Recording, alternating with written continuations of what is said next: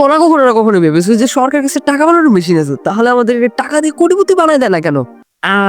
এই সরকার চাইন না আমরা কোটিপতি হয়। যা, মজার কথা বাদ দেই, একদম বলতে তোমাদের বুঝায়। মেনে একটু দিয়েছে 5 জন লোক আছে, একজনের কাছে 50 টাকা, একজনের কাছে 10 টাকা, একজনের কাছে 20 টাকা, একজনের কাছে 5, 1।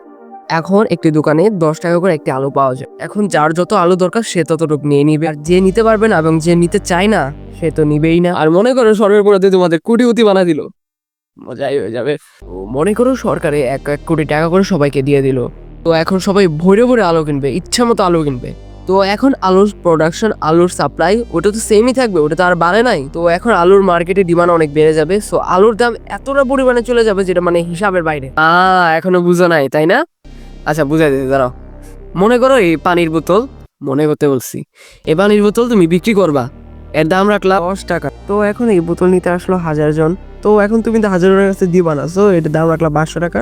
নাম অনুযায়ী কিছু লোক কমে গেল, তাহলে এই স্ট্র্যাটেজি আবার খাটাইলা, দাম রাখলা 1000 টাকা, সো থাকলো একজন, সো তাকেই দিয়ে দিলা। তো যেভাবে বোতলের দাম বাড়ছে ওইভাবে আলুর দামও বাড়বে, সো একসময় আলুর দাম লাখ টাকার উপরে চলে যাবে। মনে করো টাকা এখানে ছিল তখন দামও এখানে ছিল, টাকা যখন এখানে উঠে পড়ছে তো দাম উঠে পড়ছে, তো সেমই তো আছে।